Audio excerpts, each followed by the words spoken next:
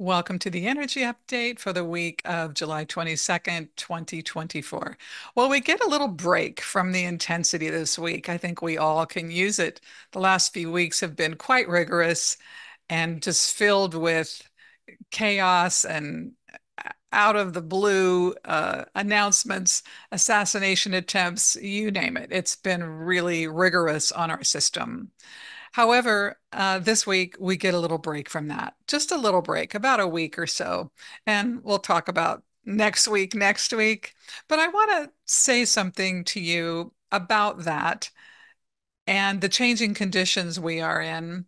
And also as it pertains to the topic I'm teaching this Saturday in the Soul Circle.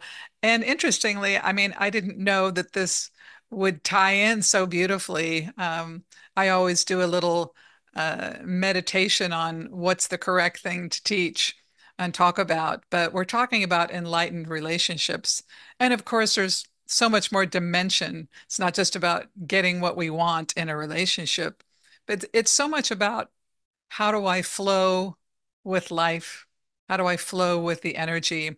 And this year, I'm telling you what, this year, more than any other, if I wasn't a believer in astrology, I'd tell you what, my friends, I am now. I mean, I've been a friend to astrology for many, many years. I've never taken it on personally because it's so complex and difficult. It's way too much detail for me. I'm sorry, but I follow multiple astrologers who are quite gifted and skilled at what they do. And I like how they talk about energy because they do the way I do. So they talk about more patterns as opposed to events. And of course, astrology is not meant to be predictive. It's really meant to show the fertile or the soil we're living in and what could be produced. But some of the descriptions of the aspects that have come about this year, including yesterday with the announcement of Kamala Harris. Um, it was on something called a Capricorn new moon, and it said something to the effect that people are going to make a lot of decisions about major events and time to let things go, time to move forward. Just really amazingly fascinating. And there's been other things. That's just one example, but I would say watch great astrologers, forget about watching pundits and polls. That's all I can say. All right, moving forward into what my messaging is. We're in this era on our planet and in our own evolutionary patterns as people, where whatever we think we know, whatever we think we've learned, it isn't that it's irrelevant, but in many ways it could be becoming obsolete. That we all like the idea of getting comfortable on our little plot of land around our feet and becoming secure and not having anything ruffle our feathers. But we're in a time evolutionary patterns are really requiring we dig deep, we try new things and things we haven't tried. And the things that we've used to be successful in whatever way in the past may or may not work now. That it's a pioneering time, and it's the energy is bigger than us as individuals. And I think if we can wrap our heads around that, then we're going to do just fine. And as it pertains to the topic in the Soul Circle this Saturday and enlightened relationships, it's not just romantic relationships, but it's what works now with the energy that is present in the collective now versus 10 years ago or 20 years ago or 30, because nothing really stays the same. And we have to continue to bring dimension to how we operate inside of our own little sphere of perspective. So that's a lot what I'll talk about on Saturday, but it remains true for what's going on in the collective right now. And for whatever your political point of view is, to have a woman, and certainly a woman of color, running for political office, the biggest office on the globe at this point, it's somewhat remarkable energetically. And um, I'll say more about this later on because I'm not going to be able to get away from talking about this topic.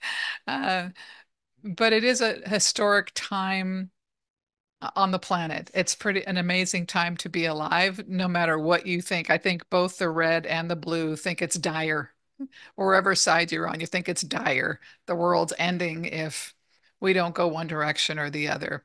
But I would say to that point, one of the things that gives me security is my relationship to greater reality and my ability to sort of be with the energy, not in fear, but sort of just notice the patterns. So, anyhow, what this all boils down to, and in real time right now, this week, all you have to pay attention to is one day at a time, one week at a time.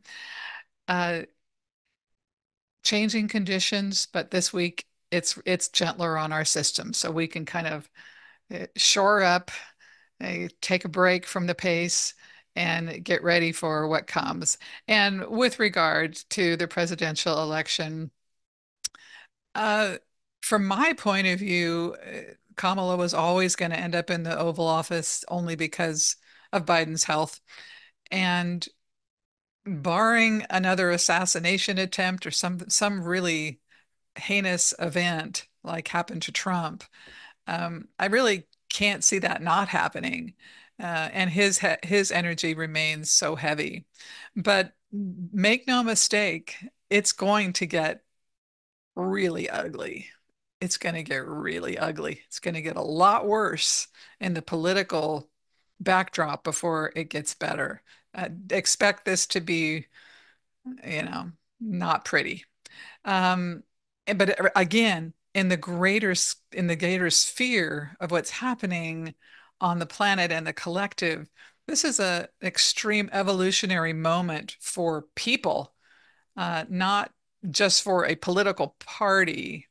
So try and look at things through that lens. And as we talk about your relationships, whatever those may be to you on Saturday, we'll put it in a context and we'll think about different ways that we can show up and address what's happening in our relationship space to flow with the energies of transformation and change that are around us in an incredible intensity. So have a great week.